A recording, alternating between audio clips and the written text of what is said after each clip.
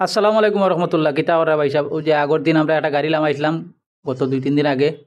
আপনারা দেখতে পারেন আমার একটা ভিডিও।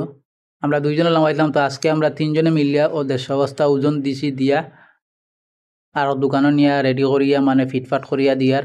কারণ আমরা এগুলা রেগুলার খাম, আমরা ফিটফাট করিয়া দেই, ওজন দিয়েও দেই, গাড়িও নামাই, মানে সব জাতর খাম করি আমরা। খাম না করলে ভাই হইতো না, কারণ এই খামগুলা অনেক কষ্টর খাম। আপনারা খেয়াল করি চলবা, খেয়াল করে কাম কাজ করবা।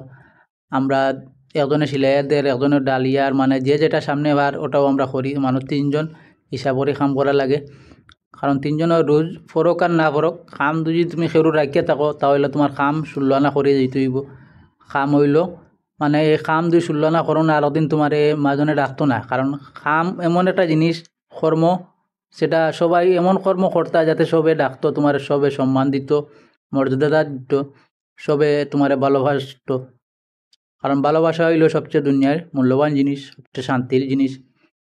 তবে ও যে আমার বিয়ের মাথাত বস্তা দিছি, আমার তালইয়ের মাথাত, তালইয়ে কামও একটু দুর্বল আর কি। তো যাই হোক, আমরা অবশেষে কাম শেষ আল্লাহর রহমতে। 150 বস্তা মাল, আমরা বেশি সময় লাগে না, 3-4 ঘন্টা আমরা ওজন দিলে মনে করলেও 150 বস্তা শেষ হয়ে যায়।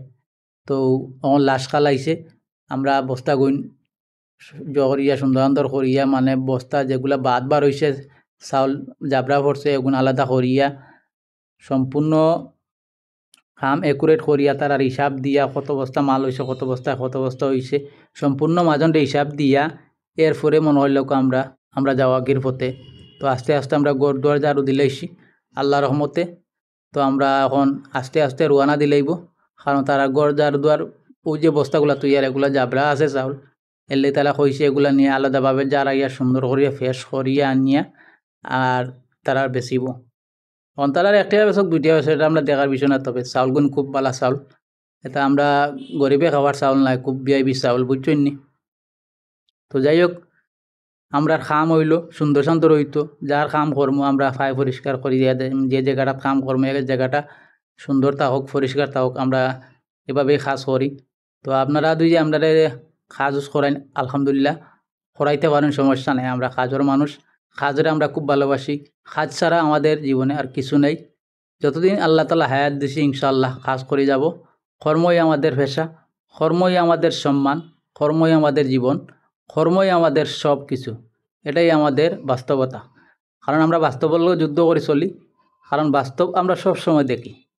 আমরা দিনও রাইতে কাজ করি, কিতা খাই না খাই এটা আল্লাহ তাআলা ভালো জানেন, আমরাও জানি, আমরা অন্তরাত্মা জানে, বুঝছেন।